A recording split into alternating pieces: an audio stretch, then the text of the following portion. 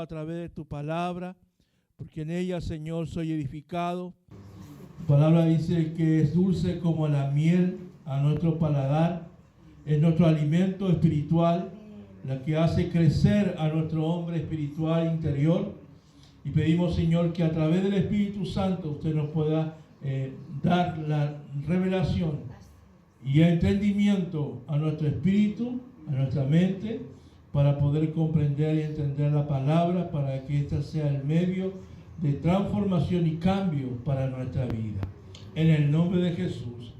Amén y amén. Si usted está conectado ahí, ¿cierto? También bendecimos a todos los que están conectados también en esta mañana. Vamos a la palabra entonces, que está ubicada en el libro de Segunda de Corintios, capítulo 3, pasajes que completo del 1 al 18, que vamos a ir, Dios mediante, si así lo permite, poder desglosar completamente hoy, y si el Señor baja una inspiración muy grande, lo vamos a dividir en dos partes, ¿ya?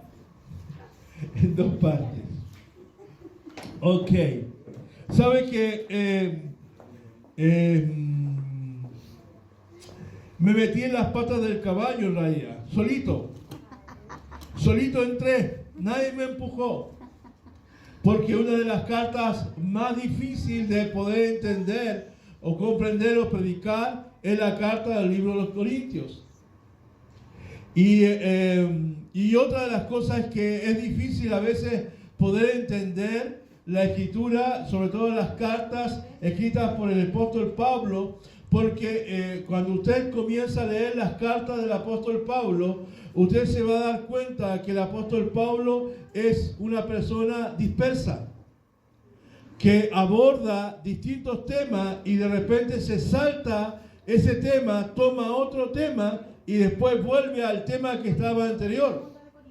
Entonces, no solamente, seguramente que dentro de la personalidad del apóstol Pablo, era un hombre que tenía esta característica de ser una persona dispersa. Hoy, cierto, también conocemos a gente que es muy dispersa. Gente que hace una cosa, se salta a otra, vuelve a la otra y después vuelve a lo que estaba haciendo, cierto. Bueno, Pablo tenía esa característica, por lo menos esa cualidad al escribir. Cuesta mucho seguirle porque no es algo, como podríamos decir, quizás cronológico, sino que más bien él se va saltando en varios temas. Y el mensaje de hoy, ¿cierto? Le puse por título La gloria del nuevo pacto. Hay un nuevo pacto en Cristo Jesús. Amén. Y es glorioso. Por eso quiero invitarte a que vayamos a entrar todos, ¿cierto? Podamos entrar ahí al libro de Segunda de Corintios. Podamos examinar este pasaje, ¿cierto? Capítulo 3. Podamos examinarlo y poder sacar en ella ciertas verdades que nos van a permitir, ¿cierto? Poder entender y comprender aún más las Escrituras. Y los primeros tres versículos, los primeros 3 o 2 versículos de este pasaje de Segunda de Corintios, capítulo 3, dice: otra vez comenzamos a elogiarnos a nosotros mismos. Es una pregunta. ¿Acaso somos como otros que necesitan llevarles cartas de recomendación o que les piden que se escriban tales cartas en nombre de ellos? Por supuesto que no. La única carta de recomendación que necesitamos son ustedes mismos. Sus vidas son una carta escrita en nuestro corazón. Todos pueden leerla y reconocer el buen trabajo que hicimos entre ustedes. Amén. Sabe que en el tiempo del apóstol Pablo, en el tiempo de la iglesia, era común, normal, las cartas de recomendación. Era costumbre, cierto, que la persona que iba, y de hecho los que iban a la sinagoga, los maestros, ¿cierto? Llevaban carta de recomendación. Alguien le escribía una carta respaldando esa autoridad. ¿Y por qué lo hacían? Porque en la época del apóstol Pablo en la iglesia también comenzó a surgir maestros, falsos apóstoles, falsos profetas que iban a las iglesias, ¿cierto? Y que también ellos presentaban cartas de recomendación falsificadas. Eran cara dura. O sea, las falsificaciones vienen desde siempre. Sí, no es de ahora, es de siempre. Ellos viajaban de ciudad, estos falsos maestros viajaban de ciudad en ciudad, de iglesia y de iglesia. Y podríamos decir como, quizás si estuviera Pablo ahora diría, y estos patudos, porque eran patudos, porque falsificaban las cartas como que si Pablo lo hubiese enviado. Entonces ellos decían, cuando se presentaban a una iglesia para enseñar, decían, Pablo me envió. Así que ustedes deben apoyarme. Entonces, para poder evitar situaciones dentro de la iglesia o para cuidarse de estas situaciones, eran a menudo enviadas cartas escritas, ¿cierto? Para recomendar a aquel maestro o a aquel colaborador, especialmente el apóstol Pablo. Pablo también, él mismo, también en muchos pasajes, en muchas partes, envió cartas de recomendación a sus colaboradores. Por ejemplo, en el libro de Romanos, capítulo 16, versículo 1, solo lo voy a mencionar, aparece una hermana llamada Febe. Y esta hermana era especial porque esta hermana era diaconisa. Entonces Pablo le dice, yo le estoy enviando a nuestra hermana Febe, diaconisa, ¿cierto? Para ir a visitarles a ustedes. En el libro también de Primera de Corintios, capítulo 16, versos 10 al 11, también señala que envía cartas para que puedan recibir a Timoteo, su colaborador e hijo espiritual. Y en el libro de Segunda de Corintios, capítulo 8, versículo 16 al 24, también aparece el nombre de Tito, otro colaborador, el cual también el apóstol Pablo envía carta. Y estas cartas tenían una misión de poder ayudar a que tanto los amigos de Pablo o compañeros de milicia de Pablo, ¿cierto?, pudiesen ser recibidos en la iglesia. Así había una carta de recomendación. Así cuando usted va a postular a un trabajo, no solamente presenta su currículum, ¿cierto? Porque el currículum puede decir muchas cosas, ¿cierto? Pero también usted presenta su carta a su jefe anterior o en el trabajo donde usted estuvo, ¿cierto? Habla con el supervisor, habla con el gerente de personal, habla con alguien ahí superior, ¿cierto? Que tenga un rango de autoridad, que pueda darle a usted una carta de recomendación. Y esa carta, ¿cierto?, respalda toda la información que va en el currículo. Porque el currículo habla de sus capacidades, habla de sus títulos, sus profesiones, de sus habilidades, de lo que usted hace, de lo que usted es capaz. Pero la carta de recomendación habla de su persona, habla de usted, habla, ¿cierto?, de sus virtudes. Entonces, quien está ahí, está recibiendo los currículos o está recibiendo las entrevistas, ¿cierto? Al leer esta carta, al leer esta carta de recomendación suya, ¿cierto?, da cierta confiabilidad y cierto peso a todo lo que usted está poniendo ahí en su currículo o a todo lo que usted va a hablar o decir en la entrevista. Entonces Pablo hacía eso para darle un peso de autoridad a quien había sido enviado.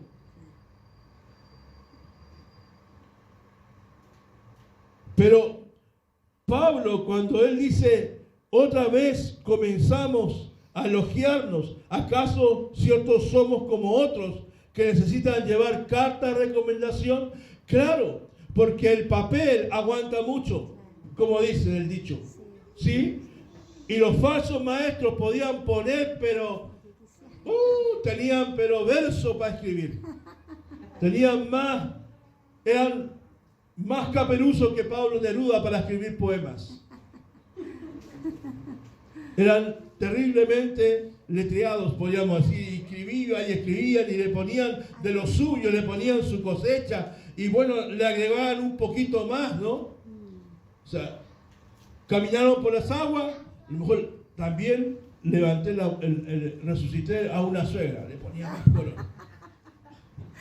Claro. Entonces Pablo dice, está bien, cierto, Pablo envió cartas, Pablo escribió cartas, pero estaba teniendo un problema con los corintios. El problema es que la iglesia de los corintios estaba molesta con Pablo. Porque Pablo no había podido ir cuando ellos le pidieron que fuera. Porque estaba en Éfeso, estaba en otro lugar, ¿cierto? Levantando la iglesia en Éfeso. Entonces no podía ir en esos momentos a Corintio. Entonces había cierta molestia con el apóstol Pablo. Además, los falsos maestros no hablaban solamente de falsas enseñanzas, sino que comenzaron a criticar el mensaje de Pablo. Entonces la iglesia estaba ahí como algo turbio, como una molestia había en el ambiente. Entonces Pablo se para y dice, sí, yo no soy como aquellos que vienen con sus cartitas bajo la manga, ¿cierto? Y les hablan y los aluden y les llenan de cosas y hablan de situaciones que ellos han hecho supuestamente del poder de Dios. Pablo dice que hay una carta que es mayor. Pablo dice que hay una carta superior. Si yo no me presento con una carta de recomendación, ¿cierto? Él lo dijo ahí, en el verso 2. La única carta de recomendación que necesitamos son ustedes mismos. Sus vidas son una carta. O sea, Pablo está diciendo, bueno, hay un testimonio, hay una evidencia de mi ministerio, hay una evidencia del llamado de Dios sobre mi persona, hay un resultado que va más allá de lo que yo pueda escribir en una carta. Y son sus vidas cambiadas, sus vidas transformadas, ¿cierto? Se está diciendo, bueno, comparemos con los falsos maestros que llegan con sus cartas de 5 o 10 páginas, con todo lo que ellos han hecho, supuestamente, pero que al final no hay ningún resultado, no hay cambio, sus predicaciones no provocan transformaciones, cambios en sus vidas, solamente buscan apartarlos, sacarlos del camino. Por eso Pablo tiene una carta mayor, que no está escrita en papel, sino que son las vidas, los corazones de todos ellos, los corazones de los cristianos de la iglesia de Corintio.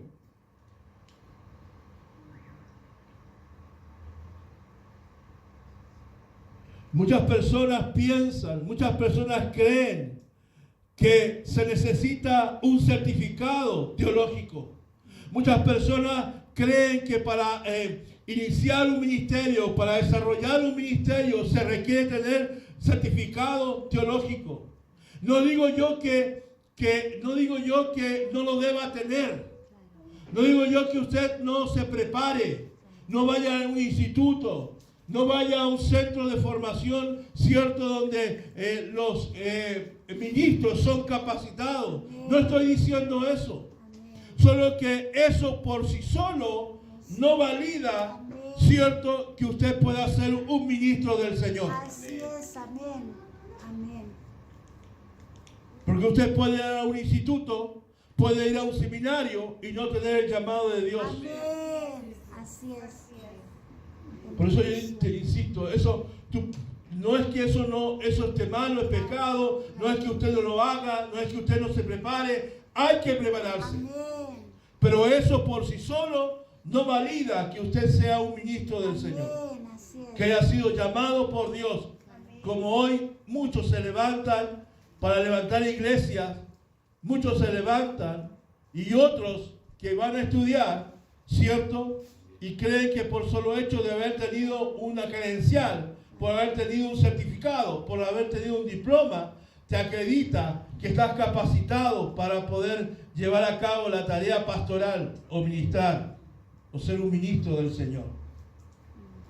Hay un llamado. Amén. Por eso es que tiene que haber un llamado. Por eso es que el ministerio no es por descendencia, Así no es por herencia. Amén. No es porque el pastor es pastor, los hijos tienen que ser pastores. Claro. Amén. No porque es profeta, tiene que ser profeta. Claro. No porque apóstol, tiene que ser apóstol. Claro. Si ese hijo de pastor no tiene un llamado pastoral, no puede ser. Puede ser pastor, va a ser daño. Puede tener otro llamado, Claro, exacto. Amén. puede tener un ministerio, puede tener una profesión. Así es, amén. Claro. ¿Te das cuenta? Entonces, no necesariamente porque tienes un certificado teológico significa que usted tiene las credenciales para el ministerio. Porque la verdadera credencial, como dicen los cabros, la verdadera chapa, muéstrame tu chapa, ¿cierto?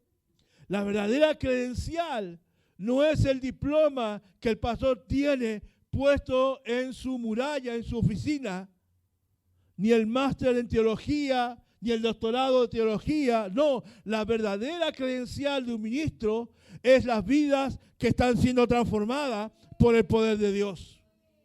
Esa es la evidencia. Esa es la demostración. Lo que valida un ministerio. Lo que valida un ministerio es las vidas cambiadas. Es ver estas cartas que ustedes son, cartas vivas, cartas que pueden ser leídas por todos. Usted es la carta. Cuando Pablo dice, ustedes son mi carta de recomendación, le está diciendo, usted es mi carta. Y lo que Dios está haciendo en usted, está siendo leído por todos. Entonces cuando usted está siendo transformado, está siendo cambiado en su vida, ¿cierto? Esa es la mayor evidencia que el ministro es un ministro de Dios. Y que verdaderamente hay un llamado de Dios. Y que en ese lugar hay palabra de Dios. Porque esa palabra está produciendo cambio y transformación en la vida de los que quieren. Porque también está la decisión de querer yo ser cambiado o no. Yo decido que Dios intervenga por medio del Espíritu Santo de Dios. Otros creen que el valor del ministerio está dado por las señales, por los milagros, por los prodigios. Está muchas veces enfocado en cuánta palabra profética fluye en una reunión o en el ministerio. Y eso en este tiempo actual le da valor, fama a un ministerio, a un ministro de Dios. ¿Cuántos milagros tiene? ¿Cuánto ha hecho? ¿Cuántos milagros suceden en tu iglesia? ¿Cuántas palabras proféticas salen cada domingo, cada servicio? ¡Wow! Entonces decimos ¡wow! Decimos a veces, ese ministerio es poderoso. Ese ministerio es tremendo. Pero ¿sabes qué? Los milagros, las señales y los prodigios no son las credenciales. Porque si realmente los milagros, las señales, yo sé que esto quizás para algunos le va a pegar como patada en la guata. Pero si realmente los milagros, las señales, sean las credenciales de un ministerio para señalar que ahí está el llamado de Dios, o que ahí está la presencia de Dios, el poder de Dios en ese lugar, ¿cierto? Estamos equivocados. Porque Pablo lo hubiese dicho. Hubiese dicho, mi carta de recomendación son todos los milagros que yo he hecho. Mi carta de recomendación son todas las maravillas, las sanidades, los milagros, todas las palabras proféticas que te he soltado. Pero no dijo eso. Pero Pablo no dijo eso. Aleluya. Pablo dijo, mi carta de recomendación para todos aquellos que no me conocen es que vean su vida, Amén. que están siendo cambiadas y siendo transformadas. Aleluya. Entonces el valor de un ministerio, el valor cierto de un ministro, no está dado en milagros, en cuanto milagros, en cuánta gente resucitaste, como hoy, cierto, muchas veces es lo que más se valora Claro. y es lo que más se alardea. Porque podemos estar llenos de milagros. Tú puedes sanar un cojo, levantar un paralítico, darle vista a un ciego, abrir los oídos a un sordo y seguir siendo el mismo. Exactamente. Y se va a ir al infierno con los ojos abiertos, con los oídos abiertos, con las piernas moviéndose, caminando, pero se va a ir camino al infierno. Porque la mayor credencial, el mayor valor, dice Pablo, del ministerio, de un ministro, es las vidas cambiadas, Amén. es las vidas transformadas. Aleluya. No hay nada más maravilloso, no hay nada más poderoso, no hay nada más que pueda, si podemos decir, que pueda llenar de orgullo, si podemos decirlo de esa forma, o satisfacción en un ministro, es poder ver la capacidad del pueblo, de su pueblo, la capacidad de la iglesia, de ver, no hay mayor satisfacción de un ministro de Dios, es poder ver las vidas cambiadas, es poder ver familias transformadas, es ver la productividad, no solo tanto en la multiplicación de gente, sino que en la productividad de que puedas tú generar el fruto del Espíritu dentro de ti.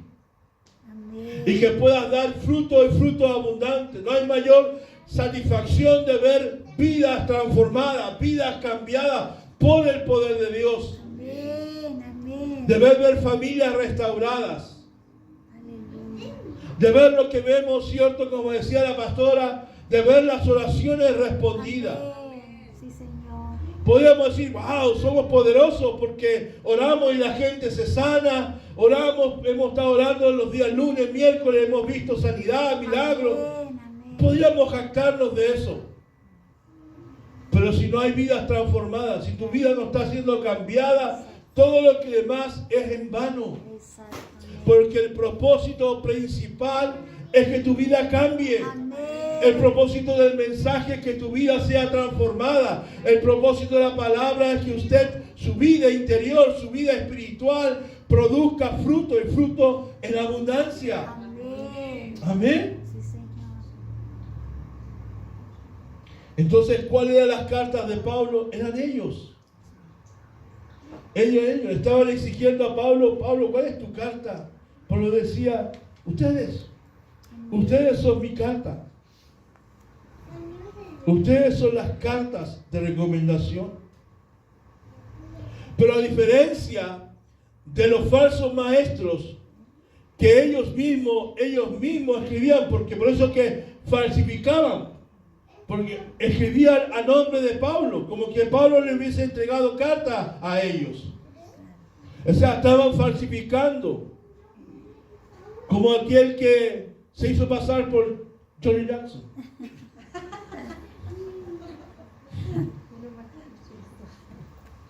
Claro. No si era él. No si era él. Era la misma foto. Hablaba como él. Pero no era él. Exactamente. Porque ahora hay conspiraciones, pero de todos lados. ¿Cierto? Entonces, Pablo le dice, no, yo no necesito esas cartas. Porque ustedes mismos son esas cartas. Pero Pablo le dice, pero no han sido escritas por mí. Claro. No han sido escritas por mí. Sí. ha sido escrita por el autor. Es el autor de esa carta, se llama Jesucristo. Amén, amén. O sea, ustedes son cartas abiertas, leídas por todos, ¿cierto? Pero yo no, dice Pablo, yo no me puedo jactar de decir, por mí, yo le escribí, yo transformé su vida con mi palabra, con mi enseñanza, yo lo hice. No, Pablo está diciendo eso. Porque parece ser que cuando tú lees los pasajes, ¿cierto? Pareciera que Pablo se está jactando ahí, pues, diciendo, bueno, si no fuera por mí, ustedes no serían cristianos. Como dice el verso 3, es evidente que son una carta de Cristo que muestra el resultado de nuestro ministerio entre ustedes. Esta carta no está escrita con pluma y tinta, sino con el Espíritu del Dios viviente. No está tallada en tablas de piedra, sino en corazones humanos. Amén. Cuando uno escribe cartas, y especialmente las cartas que son cartas formales de trabajo, de oficina, ¿cierto? Por lo general, no sé ahora, pero antes, uno tenía que colocar abajo en el pie de firma, en un rincón, en un lado izquierdo. No sé si usted veía cuando llegaban las cartas que abajito, en un rincón, ¿cierto? Aparecían las iniciales, slash, y unas iniciales en minúscula. Las primeras eran en mayúscula, ¿cierto? Como YBJ slash, ¿cierto? SHO en minúscula. ¿Qué significaba eso? Que el autor, ¿cierto? El autor aparecía en mayúscula, su nombre. O sea, el autor era Yuri Burkowski Godoy. Quien la transcribió, quien la escribió esa carta, aparecen los nombres abreviados en letra minúscula. Séfora Hernández Orellana. Entonces Pablo está diciendo, ¿qué le está diciendo a la iglesia? Que el autor, ¿cierto? Ustedes como carta, quien es el autor de lo que dice su vida, es Jesucristo. Y que no fue escrita con tinta natural, sino que ha sido escrita por el Espíritu Santo. Él ha sido la pluma. Él está escribiendo sobre tu vida. Él está escribiendo sobre tu vida un poema. Está escribiendo sobre tu vida una carta. Como decía el poeta Pablo Neruda, cierto, estoy escribiendo los versos más tristes. ¿Ah? El poema 20. Pero el Espíritu de Dios que mora en nosotros no está escribiendo lo más triste. Aleluya. Él está colocando lo más glorioso que hay en nuestros corazones. Él está escribiendo los versos más poderosos, gloriosos, felices, alegres. Son versos que no te llevan a la tristeza, te llevan al gozo del Señor. Porque esos versos no te llevan a la pena, no te llevan a... No, te llevan para que tú seas transformado en gloria de gloria y en fe en fe. Gloria al Señor. Maravilloso lo que Dios está escribiendo en ti. Pablo dice, yo no soy yo quien le escribe, es el Espíritu de Dios el que está escribiendo. Por eso, amados, que Pablo le está diciendo, porque los falsos maestros se jactaban de su enseñanza, se jactaban de los supuestos resultados que ellos tenían. Pero Pablo dice que ningún ser humano, ningún hombre puede acreditarse algún mérito en el proceso de la conversión. Así es, amén. ¿Se ha dado cuenta que a veces yo sé que a veces uno lo dice pero con la buena intención, pero otros dicen, dicen así como pastor, yo lo traje a Cristo, yo lo convertí. O sea, yo sé que lo dice, muchos lo decimos en el contexto adecuado, ¿no? Pero otros Se jactan de eso. Claro, sí. Es como que yo lo salvé. Si no fuera por mí, estaría perdido. Ninguno se puede atribuir. Nadie puede atribuirse mérito alguno en el proceso de esa conversión y de esa transformación. Porque el cambio de transformación que Dios está haciendo en tu vida es solamente obra del Espíritu Santo de Dios en tu corazón por medio de la palabra. Amén, así es. Porque usted y yo llegamos a ser creyentes por un manual. Usted no leyó un manual de instrucción. A usted no se le enseñó técnica cómo llegar a convertirse, sino que usted entregó su vida por obra del Espíritu Santo. Lo que está siendo escrito en usted es por obra del Espíritu Santo, que Dios está cambiando. Cada vez que produce un cambio, no es por propia voluntad. Si es verdad que hay que tener una voluntad propia, claro. Ciertamente hay que tener un poder de decisión. Usted tiene que decidir, permitir que el Espíritu Santo obre en usted. Amén. Pero no solamente es fuerza de voluntad. Claro, sí. No solamente usted dice, yo quiero cambiar. Porque algunos dicen, yo quiero cambiar, pastor. Yo quiero cambiar, yo voy a cambiar. Pero no deja que el Espíritu Santo lo cambie, lo transforme. Exacto. Amén. Entonces no solamente es la buena voluntad que se requiere, pero también se requiere la obra del Espíritu Santo en nosotros. Permitir que Él cambie, que Él transforme, que Él quite, que Él añada, que Él saque, que Él agregue en nosotros lo que necesitamos. Amén, sí, Señor.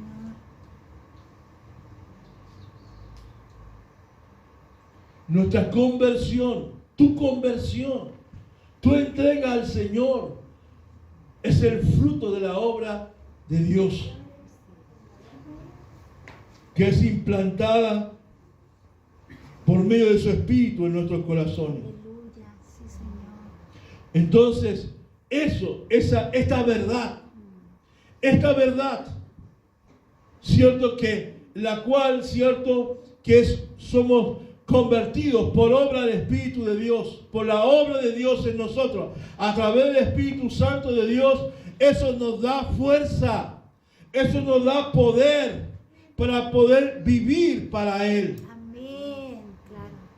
Eso nos permite poder permanecer, ser perseverante a pesar de las adversidades, a pesar de las circunstancias, a pesar de las pruebas, a pesar que me caí, pero me vuelvo a levantar en el poder del Espíritu Santo de Dios, en el poder de la gracia que opera en mí. Gracias, Señor. Eso es lo glorioso de un nuevo pacto. Es lo glorioso de que la gracia está operando a través de mí. Y puedo levantarme, dice el justo. Puede caer 7 veces, pero asimismo las 7 veces, dice, el justo es levantado. Amén. Aleluya. Qué glorioso. Amén. Gracias. Tú y yo somos ministros. Dice la palabra que tú y yo somos real sacerdocio. Amén. Generalmente el término ministro lo usamos para el pastor, lo usamos para el líder, ¿cierto? Para el que está a cargo de una iglesia. Nosotros decimos a la visita, no, él es el ministro del Señor, él es el pastor. Pero la Biblia dice que nosotros todos somos llamados Amén. a ser ministros, Claro, servidores. servidores, todos. Dice que usted tiene un ministerio, ¿sabía? Claro. Un ministro es aquel que tiene un ministerio, tiene un servicio, tiene un llamado. Amén. Y todos nosotros tenemos un llamado. Amén. Pablo dice que nosotros hemos sido llamados para reconciliar Amén. al hombre con Dios. Aleluya. Por lo tanto, usted también es un ministro de Dios. Amén. No solamente su pastor, su pastora, el líder, quien sea, el encargado de obra, quien sea. Tú y yo somos ministros, servidores del Señor. Y hemos sido llamados para un ministerio, para que el hombre se reconcilie con Dios. Así es, amén. Por lo tanto, somos ministros suficientes de este nuevo pacto. Amén. Quiero que vayamos al verso 4 y al verso 6. El verso 4 y el verso 6. Dice así: estamos seguros de todo esto, debido a la gran confianza que tenemos en Dios por medio de Cristo. No es que pensemos que estamos capacitados para hacer algo por nuestra propia cuenta. Nuestra aptitud proviene de Dios. Él nos capacitó para que seamos ministros de su nuevo pacto. Esto no es un pacto de leyes escritas, sino del Espíritu. El antiguo pacto está escrito. El antiguo pacto escrito termina en muerte, pero de acuerdo con el nuevo pacto, el Espíritu da vida. ¿Qué está haciendo el apóstol Pablo acá? Está haciendo una comparación entre el antiguo pacto y el nuevo pacto. Y dice que nosotros somos entonces ministros suficientes para este nuevo pacto. Usted ha sido llamado a ser un servidor para este nuevo pacto. Y que el antiguo pacto, que era la ley, dice, tenía un fin tenía un resultado que dice que es de muerte. Pero el nuevo pacto trae vida por el Espíritu. Amén. Ahí comienza el apóstol Pablo a hacer un contraste. Por eso que nosotros podemos sentirnos seguros. Por eso que podemos sentirnos confiados. Que tenemos en Dios a Cristo por medio de nuestra vida. Por eso Pablo, él podía pararse y decir esto, porque él no se estaba jactando de su propia fuerza, de su capacidad, de su intelecto, de sus habilidades, dice de su aptitud, ¿cierto? De sus capacidades. No, él está diciendo que somos ministros suficientes, no porque yo o usted en sí mismo sea suficiente, sino porque esa suficiencia proviene de Dios. Amén, amén. Somos ministros de la gracia de este nuevo pacto que trae vida, ¿cierto? No porque tenga mi capacidad, no porque usted sea más capacitado, no es por nosotros, Amén. es por lo que proviene de Dios. Así Es la provisión, como dice el apóstol Pablo, de Dios en nosotros. Aleluya. Mientras los falsos maestros alardeaban del esfuerzo propio y de sus logros, Pablo se expresaba desde la humildad Amén. delante de Dios. Amén. Los falsos maestros alardeaban o se expresaban desde la arrogancia, Eso. desde el orgullo, desde la soberbia. Sacaban pecho como pato silabario. Bueno, eso es para los más viejitos que aprendimos a leer el pato silabario. Y salía en la portada un pato que tenía el pecho más parado que... Pablo lo está expresándose desde una plataforma de humildad delante de Dios, de reconocer que todo lo que es, todo lo que tiene, viene del Señor.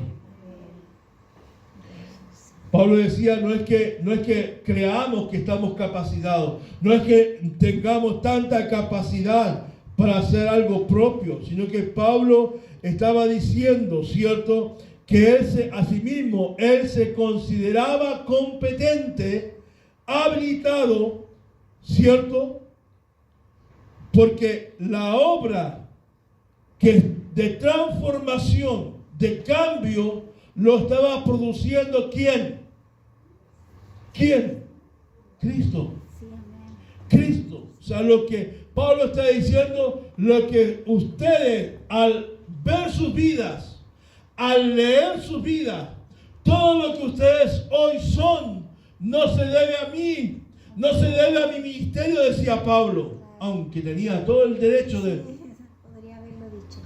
de haberlo dicho. sino que es obra del Señor. Amén. Es obra de Cristo el Señor. Gloria. Solamente Jesús es el competente en esta obra. Amén. Solo Jesús es el competente en tu vida. Amén. No podemos jactarnos de nada. Así es. Amén. ¿Qué podemos nosotros jactarnos? Nada. De nada. Al contrario, solo vergüenza. Así es. Amén. ¿Sí? Amén. Solo vergüenza. Exacto. Porque somos pecadores, débiles, Inconstante. inconstantes, ¿no? Sí. Exacto. No somos fieles para con Dios. Amén. Prometemos y no cumplimos. Así es. Decimos hacer y no hacemos. Decimos que vamos a cambiar y no cambiamos. Así es. Que no hay nada bueno en nosotros. Así es. Pero ahí, en la obra de Cristo Jesús, ¿cierto? A través del Espíritu Santo, que estamos siendo transformados, Él nos hace competentes Aleluya. en este nuevo pacto. Alabado sea el Señor. Amén. Él te habilita. Él nos habilita. Gracias, Señor. Amén. Por eso que nadie puede considerarse adecuado sin Dios. Usted no puede sentirse competente sin Dios. Porque nadie tiene la capacidad de llevar a cabo con su propia fuerza la responsabilidad del llamado de Dios. O sea, lo que usted hace, el ministerio que usted ejerce, el llamado que usted tiene, no puede hacerlo sin Dios. Usted requiere a Dios. Amén. Necesitamos a Dios. Amén. Requerimos a Dios Sí, Señor. en medio de nosotros. Sin el poder del Espíritu Santo, no podemos llevar la tarea adelante. Amén. Sin el Espíritu Santo en tu vida, no vas a poder llevar la tarea que el Señor te ha encomendado a ti adelante. Así es. Porque tu talento, tu capacidad, tu habilidad tienen un límite. Tu capacidad natural, tu talento natural tiene un límite. Así es. Tiene un límite en su fuerza. Puede llegar hasta cierto punto. Pero para ser verdaderamente testigos de Cristo, ¿qué necesito? ¿Qué necesitamos? Su carácter, Amén. su fuerza, que solamente Dios puede darte. Amén. Para tú verdaderamente ser testigo de Jesús, testigo de Cristo, y ser fiel al llamado que Dios te ha puesto en ti, necesitamos su carácter y necesitamos, ¿cierto?, su poder, Amén. obrando, Amén. operando Amén. en medio de cada uno de nosotros. Amén. Entonces, ¿quién te hace competente? Dios. Amén. Bajamos los humos un montón. Eso. No de aquí, de otro lado. Él te hace competente. Amén. Gloria. Él te hace competente. Sí, Señor. Mira, el gran predicador Spurgeon dijo lo siguiente: somos pobres vasos que gotean, y la única manera para mantenernos llenos es poner nuestros vasos bajo el perpetuo flujo de la gracia sin límite. Entonces, a pesar de su fuga, el vaso siempre estará lleno hasta el borde. Lo que predicábamos domingos atrás, que solamente somos vasos de barro, vasijas de barro, y que estamos agrietadas. Y ese perfume que va expeliendo, que va saliendo por nuestras grietas, ¿cierto? Ese perfume se va acabando. Y cuando tú te echas perfume, eso se va acabando. Así es. Pero si tú estás permanentemente en la fuente que derrama ese perfume, a pesar de las grietas, a pesar de lo que en nuestras marcas, como decíamos nosotros, ¿cierto?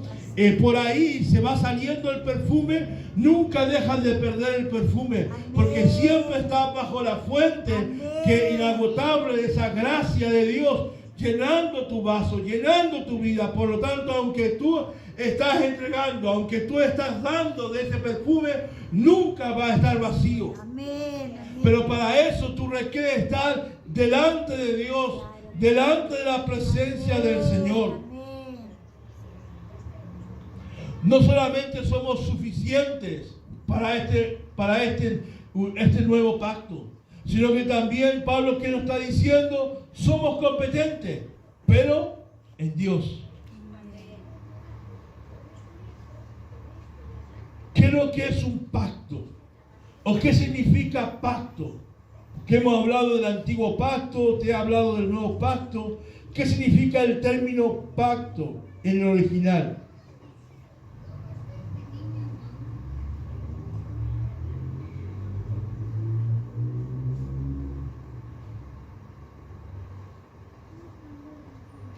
La palabra en griego para pacto es diateke. Dia, T-H-E-K de kilo, diateke, que significa última voluntad y testamento.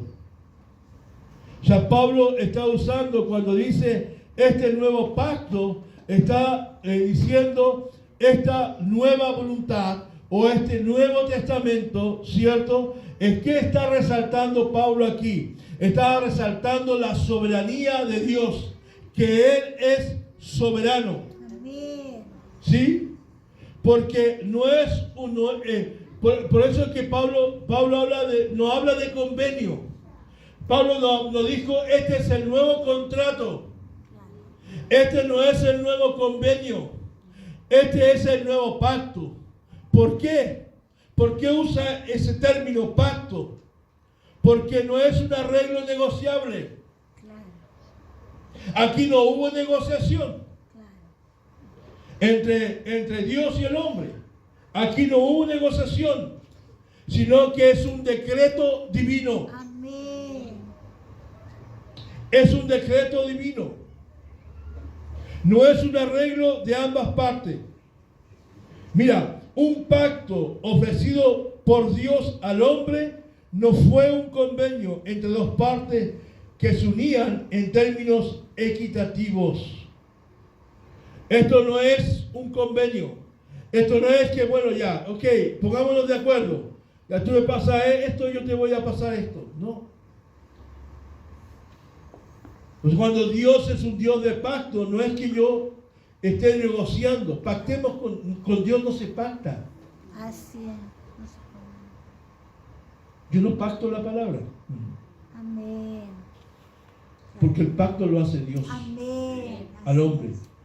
Si usted estudia la Escritura, en ningún momento se ve al hombre pactando con Dios. Exacto, es Dios que En todos los pactos que podemos encontrar en el Antiguo Testamento en la Escritura, es Dios quien pacta con el hombre. Amén. Porque no hay nadie más grande que Él.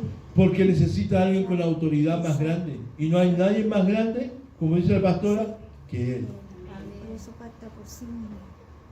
Entonces, por mucho tiempo caímos en el error. Caímos, mira, si tú caíste en el error, como nosotros caímos en el error, fue por ignorancia. Exactamente. Sí. No tienes por qué correr y a pactar la palabra. Sé que con esto voy a...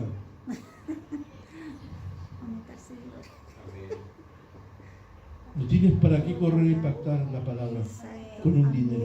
Amén, obvio. Porque tú no pactas con Dios. Así es, amén. Cuando tú ofrendas, cuando tú diezmas, no es que tú estés pactando con Dios.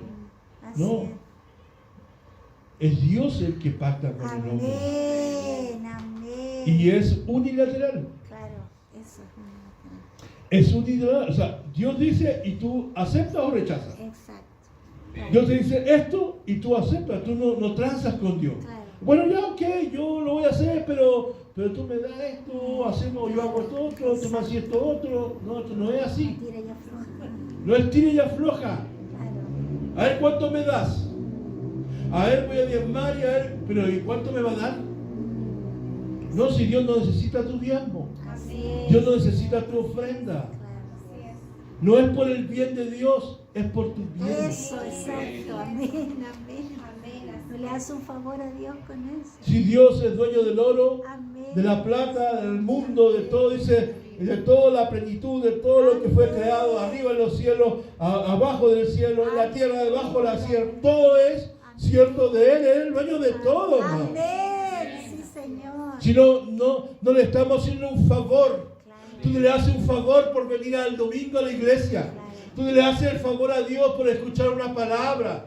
Ay, mandé a conectarme para orar. No, no estás haciendo un favor a Dios. Claro. El favor te lo estás haciendo tú Sí, mismo. amén. La bendición es para ti. Amén. Es para tu vida, es para ti, es para cada uno de nosotros.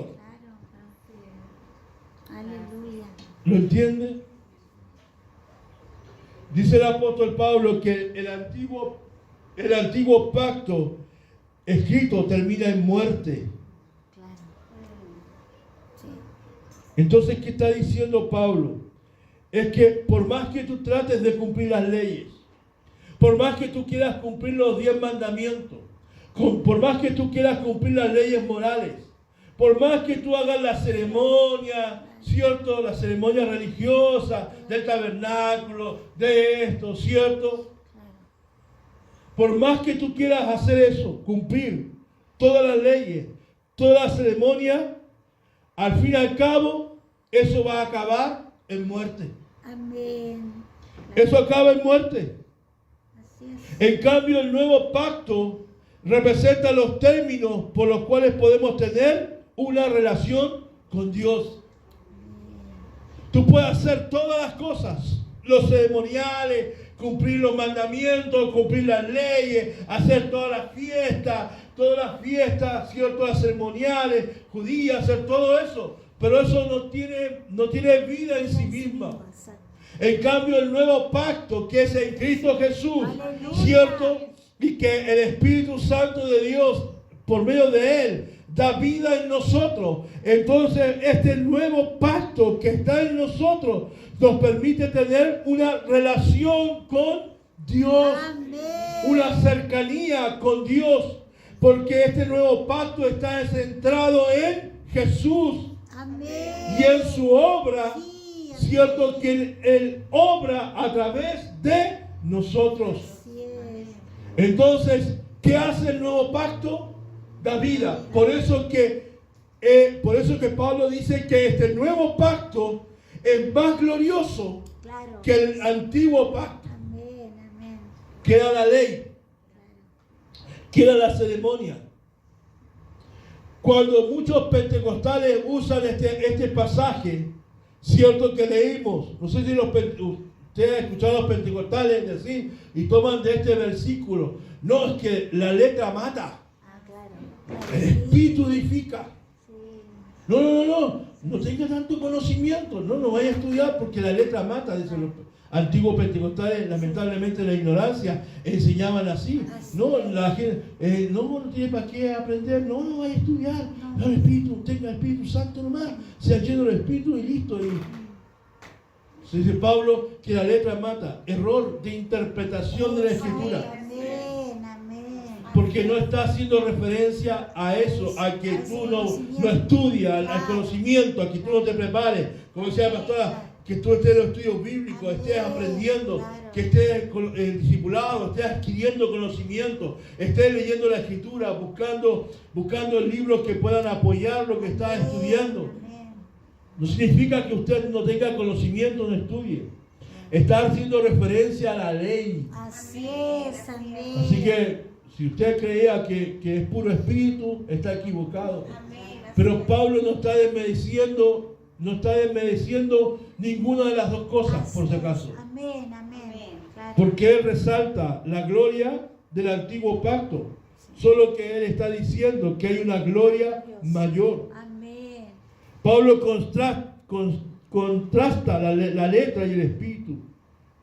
Pero él no está diciendo que la experiencia que tú puedas tener, la llenura del Espíritu Santo, o la experiencia sobrenatural que tú puedas tener en los encuentros que Dios tiene contigo, no significa que Él esté desmereciendo, ¿cierto? Dándole más importancia a lo sensorial, a lo que tú puedas sentir, a la manifestación del Espíritu Santo por sobre la ley o por sobre la palabra. Claro.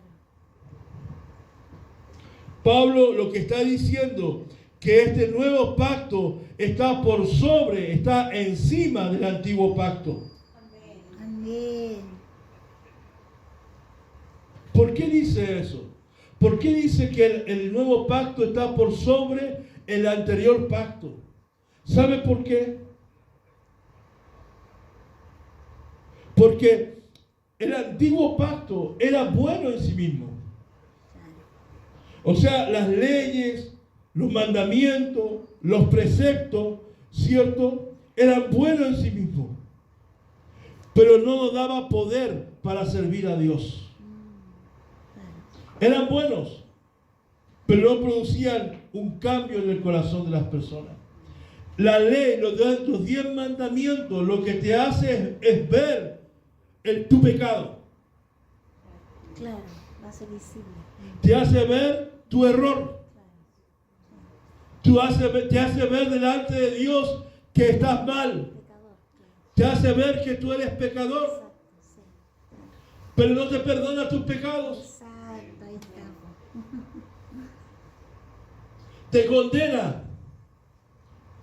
Mira, según un comentarista que leí estos días, mientras preparaba esta palabra, estaba ahí preparando, ¿cierto?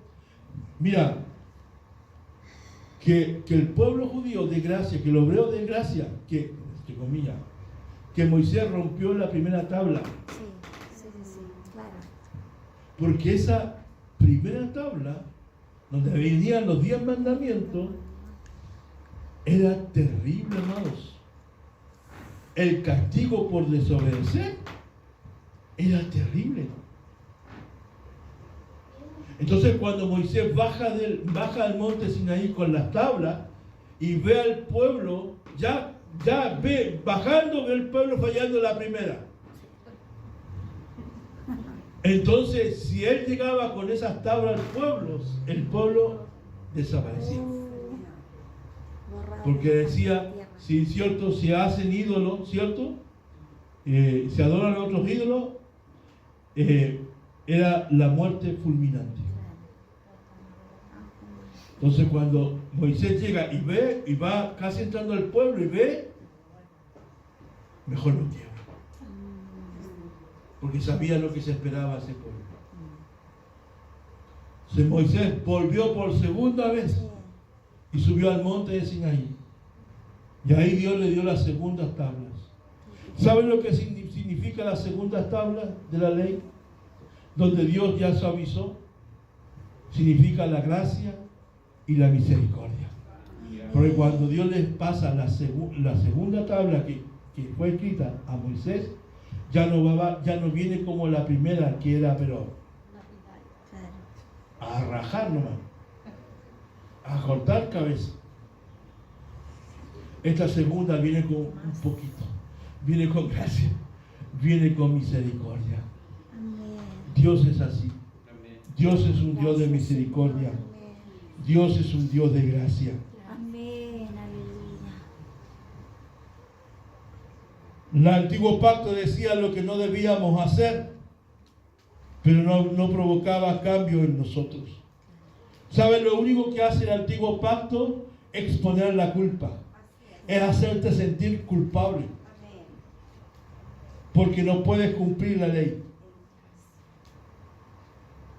Por eso que el nuevo pacto, aunque este antiguo pacto tiene su gloria, por eso decimos que el apóstol Pablo decía que él tenía este nuevo pacto tenía una mayor gloria, porque no solamente mostraba tu pecado, o te decía que o el Señor te muestra que está en condenación el pecado, sino que también por esa gracia, por medio de Jesucristo, también Él hoy, en este nuevo pacto, Él nos perdona, Él nos limpia, Él saca la culpa de nosotros. Amén. Gracias, Señor. Por eso que este nuevo pacto excede la gloria anterior. Versos 7 al 11. Versos 7 al 11. Si el antiguo camino que trae condenación era glorioso, ¿se da cuenta? Cuando Pablo habla del antiguo camino, le está haciendo referencia al antiguo pacto. Si ese antiguo pacto, cierto, o antiguo camino era glorioso,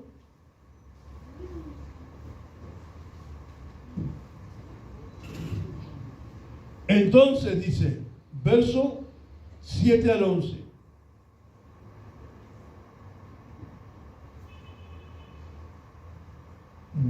Pensé que me perdí. Me van a retar, voy a poner los lentes. Mira, que el otro día se me quedaron los lentes. Verso 7 al 11.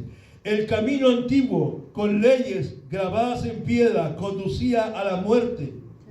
Aunque comenzó con tanta gloria que el pueblo de Israel no podía mirar la cara de Moisés, pues su rostro brillaba con la gloria de Dios, aun cuando el brillo ya estaba desvaneciéndose. No deberíamos esperar mayor gloria dentro del nuevo camino. Aleluya. Ahora que el Espíritu Santo da vida. Amén, amén. Si el antiguo camino que trae condenación era glorioso, ahí estoy. ¿Cuánto más glorioso es el nuevo camino que nos hace justos ante Dios? Aleluya. De hecho, aquella primera gloria no era para nada gloriosa comparada con la gloria sobreabundante del nuevo camino.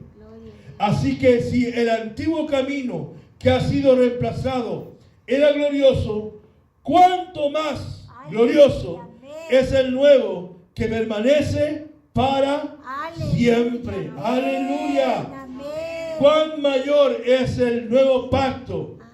Cierto que el anterior. Él no está desacreditando. Él no está desechando el antiguo pacto, sino que está diciendo que este nuevo pacto es más glorioso que el otro. Y no porque este sea mayor, está desmereciendo a este. Porque este antiguo pacto fue la plataforma, fue la antesala, ¿cierto? Para una mayor gloria, no para pérdida, para una mayor gloria. Por lo tanto, a la vez, aun cuando nosotros no caminamos bajo la ley, ¿cierto? No significa que debamos desmerecer el antiguo pacto, sino que lo que hoy estamos viviendo es mucho más glorioso que el anterior. Eso es lo que está diciendo Pablo. Pablo está diciendo que el antiguo pacto en su ministerio era ¿de qué? De condenar, de condenación. Pero el nuevo pacto trae justificación. El antiguo pacto está haciendo un paralelo. El antiguo pacto es el que perece. Pero dice que el nuevo pacto va a durar para siempre. Este nuevo pacto en Cristo Jesús dura para siempre. Entonces, queda más que claro que este nuevo pacto es mucho más glorioso que el anterior. Aleluya. Verso 12 al 16. Verso 12 al 16. Voy a ir más rápido. Ya que este nuevo camino nos da tal confianza, podemos ser muy valientes. No somos como Moisés, quien se cubría la cara con un velo para que el pueblo de Israel no pudiera ver la gloria, aun cuando esa gloria estaba destinada a desvanecerse.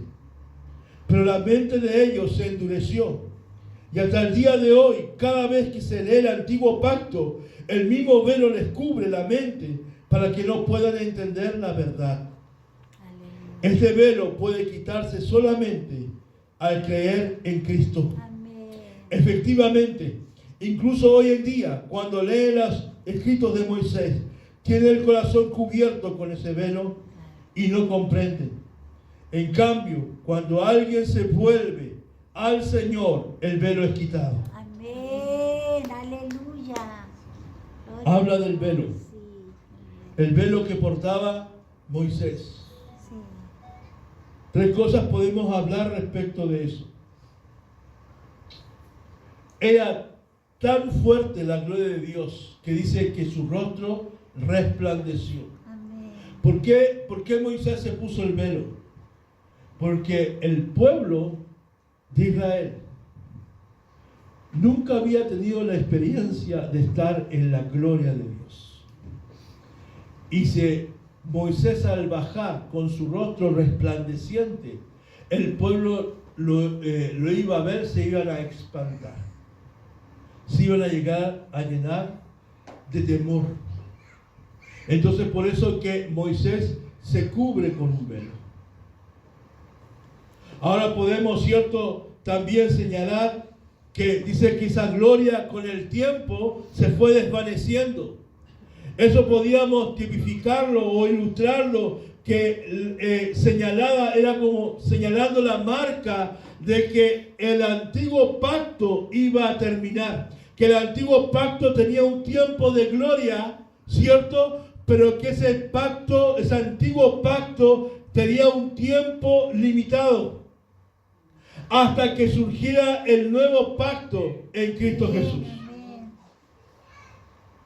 Y tercero, también podemos sacar la enseñanza de que ese velo, ¿cierto?, era también una enseñanza para el pueblo, que por su orgullo, que por su soberbia, que por su rebeldía, ¿cierto?, su pecado, su maldad, su desobediencia, no le permitía ver la gloria de Dios.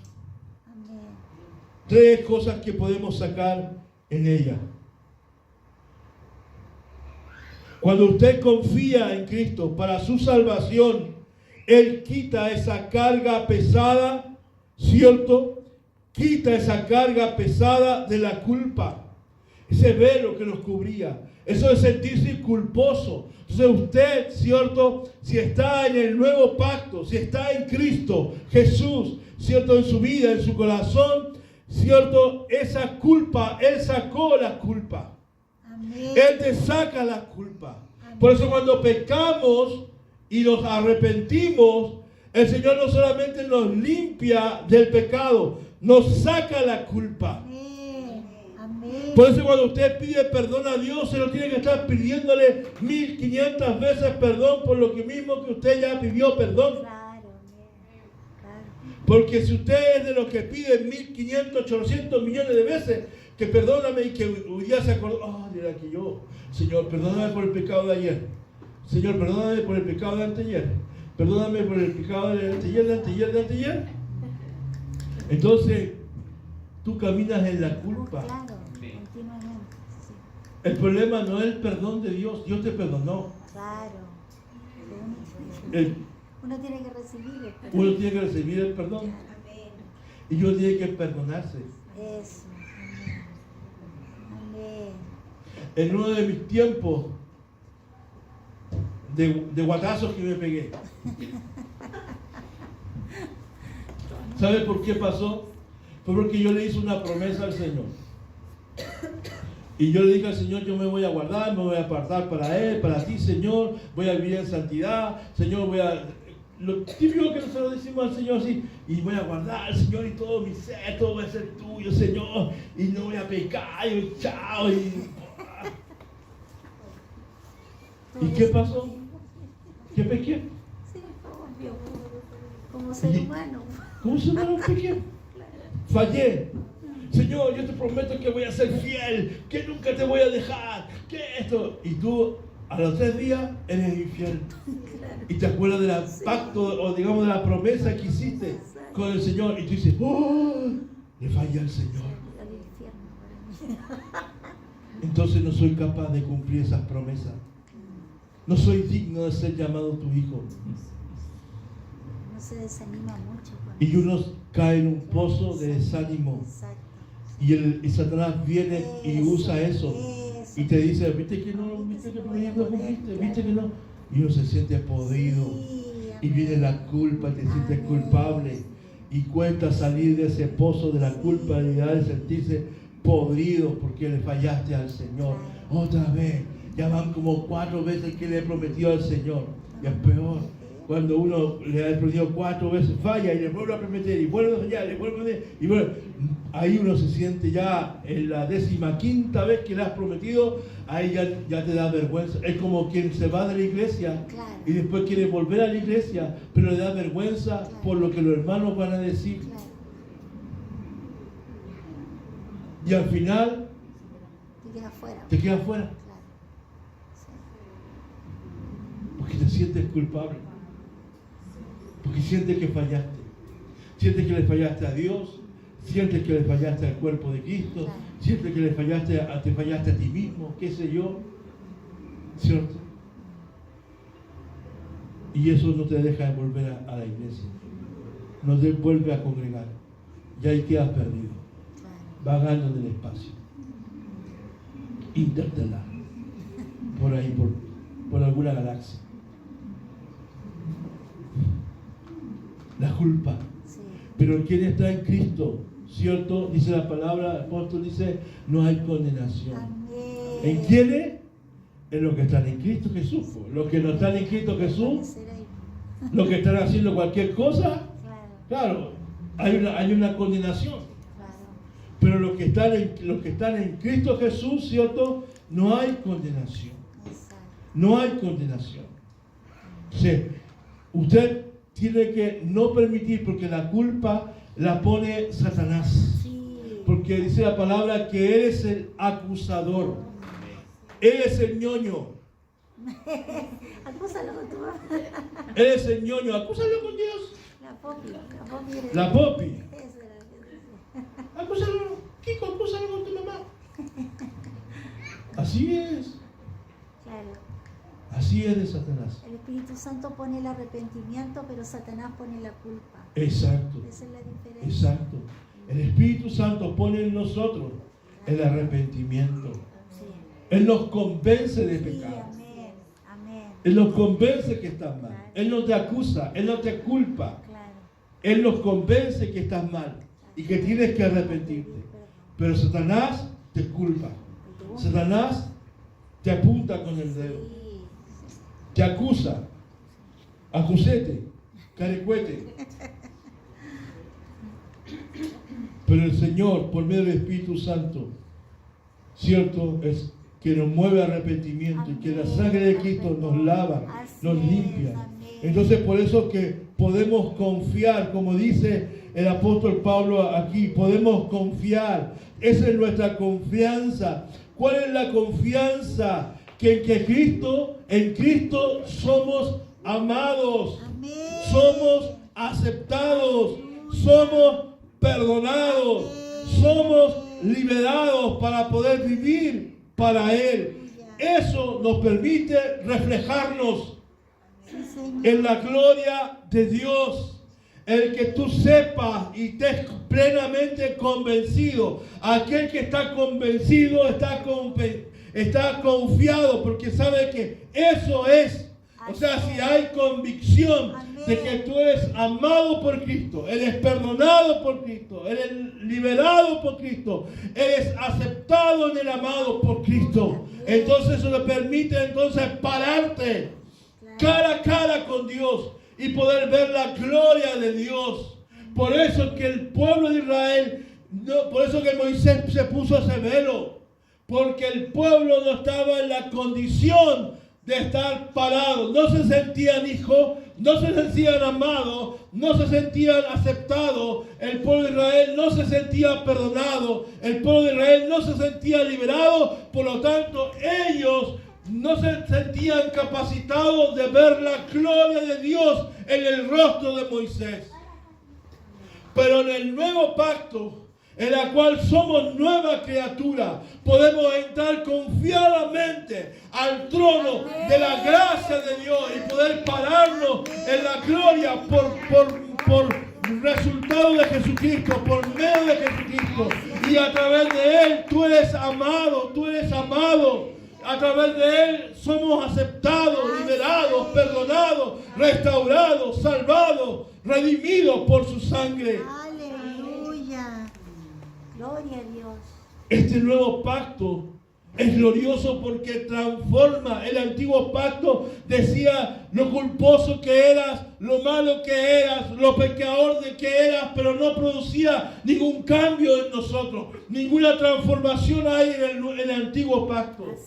Pero por eso es que este nuevo es glorioso. Porque este nuevo pacto muestra que somos pecadores. Que estábamos muertos, como dice Pablo, en delitos y pecados. Pero aún siendo tan malo, dice, Cristo murió por su gracia. Cristo murió por cada uno de nosotros. Entonces el poder por medio de que el Espíritu Santo nos da vida y por medio de la palabra y el poder del Espíritu Santo provoca en nosotros esa transformación. Es por eso que este nuevo pacto en Cristo Jesús es más glorioso que el anterior, porque produce transformación. Porque produce cambios en nuestras vidas. Somos transformados. Amén. Mientras tú mires la gloria de Dios, mientras tú busques la gloria de Dios, vas a ser transformado. Amén. Pero no solamente debemos mirar. Va más allá de mirar. Tienes que ver la gloria de Dios. Tienes que ver la gloria. Porque mirar es como uno va en el mall y va mirando así. Una mirada casual. O sea, los hombres. Las mujeres ven.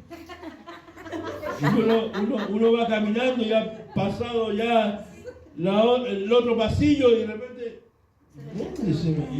¿dónde se ve? Y te devuelve, ahí está en una vitrina. O está dentro de la ahí buscando. Los hombres pasamos, los hombres vamos y compramos. Si vas al mall, si yo voy al mall, voy a comprar lo que necesito. Claro. No voy a pasear, me da virginiano. Yo voy, compro nomás.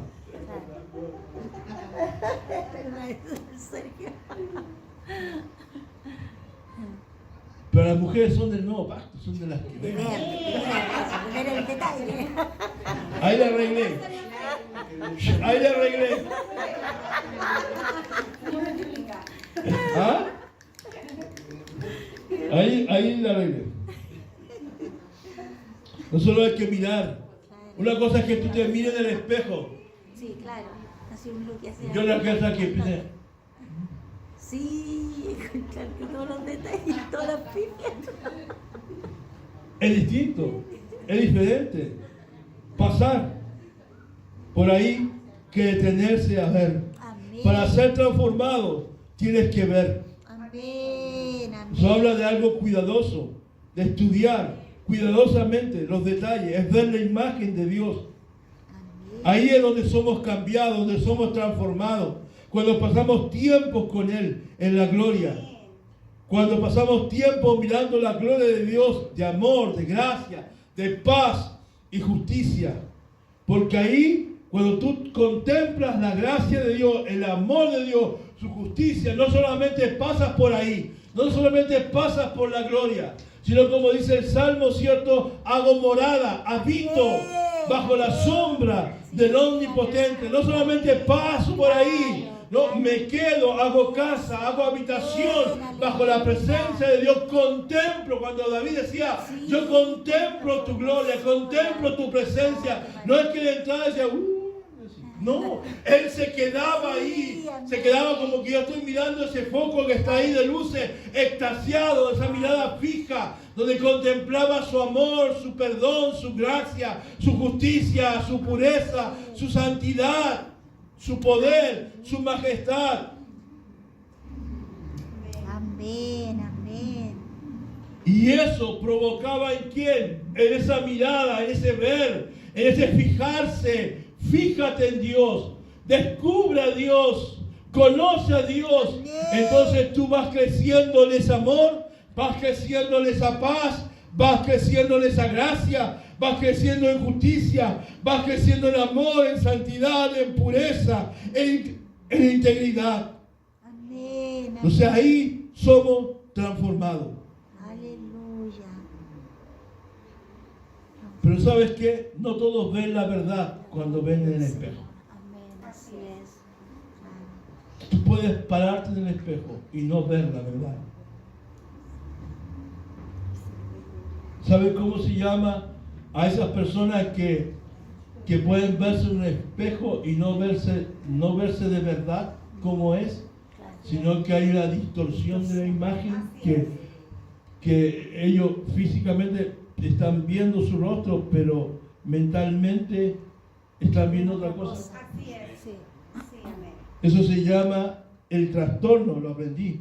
Yo no tenía idea, yo sé que hay trastornos como el TEA, como el TOC, como el TAC, como el Twitter, como TikTok, como todo eso, pero este es nuevo. Se llama trastorno disfórmico corporal, o llamado TDC. ¿Y sabe qué es? Que la persona mentalmente se siente deformada. Y especialmente esas personas que tienen este trastorno, ellos ven su rostro en la cara y creen que tienen cicatrices, que la nariz la tienen chueca, que sus ojos están por acá, se ven deformados. En el espejo.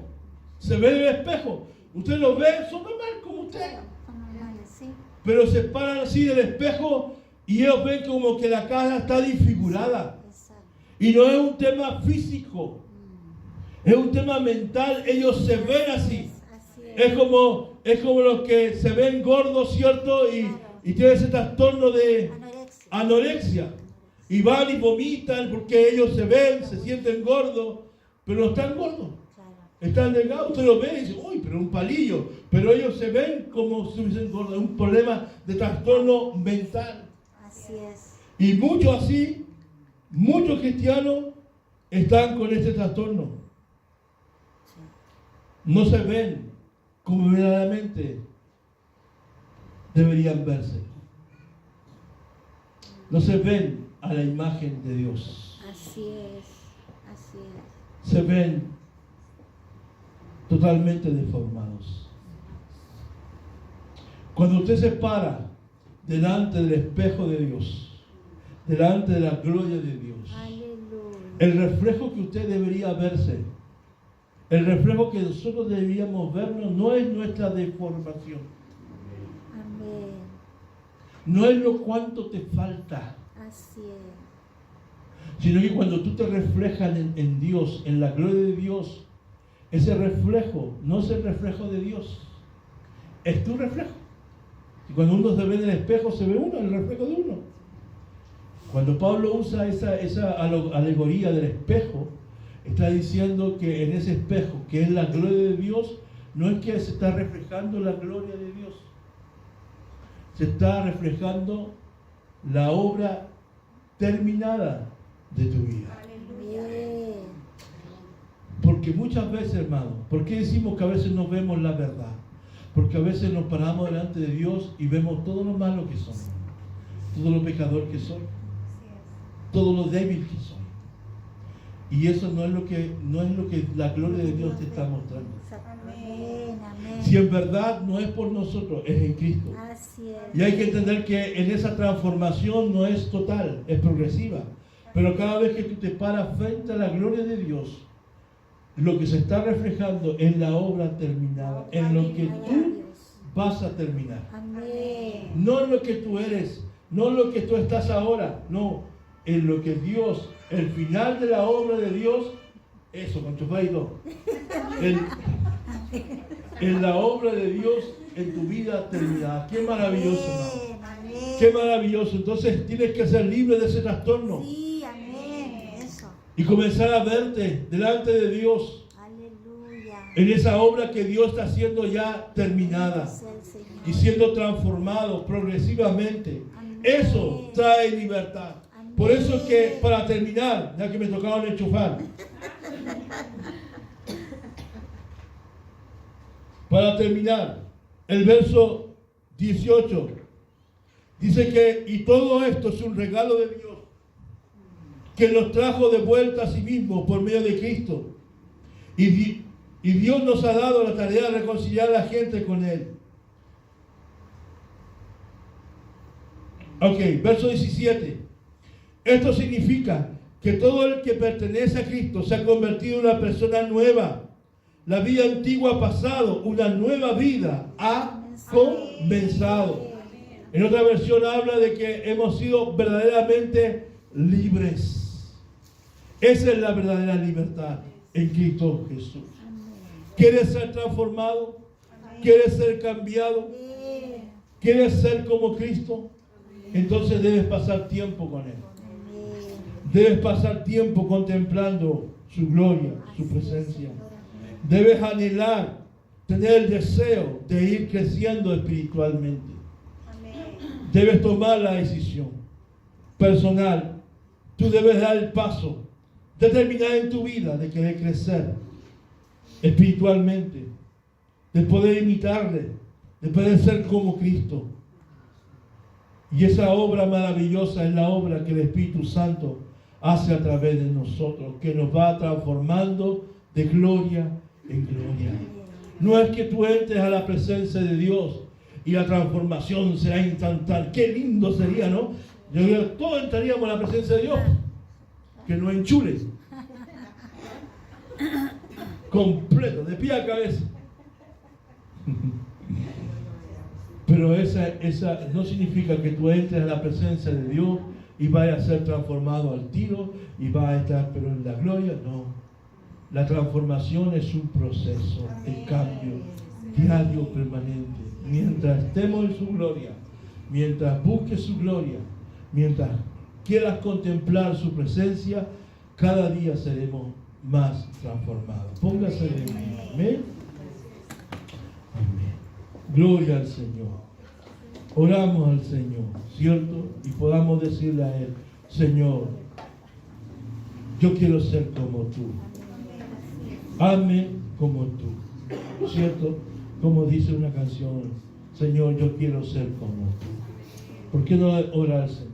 Y dice, Señor, yo necesito, yo anhelo, yo requiero ser transformado cada día. Señor, hay una gloria mayor en este nuevo pacto que es en Cristo Jesús. Es una obra de cambio, es una obra de transformación que está produciendo en mi vida. Señor, gracias, gracias Señor, porque por medio de Cristo Jesús, Señor Padre Celestial, se hizo realidad este nuevo pacto, que a través de Él, a través de su sangre preciosa y maravillosa, Señor, tengo acceso al trono de la gracia. Señor, anhelamos ser como tú. Anhelamos ser a la imagen tuya. Anhelamos reflejar tu gloria. Cámbianos, transfórmanos, moldéanos, Señor. No somos los mejores, no somos los perfectos, no somos los que calificamos. Señor, somos vasos de barro, quebrados, agrietados, pero que queremos estar en un constante llenura de tu Espíritu Santo que nos da vida por medio, Señor, de Cristo Jesús.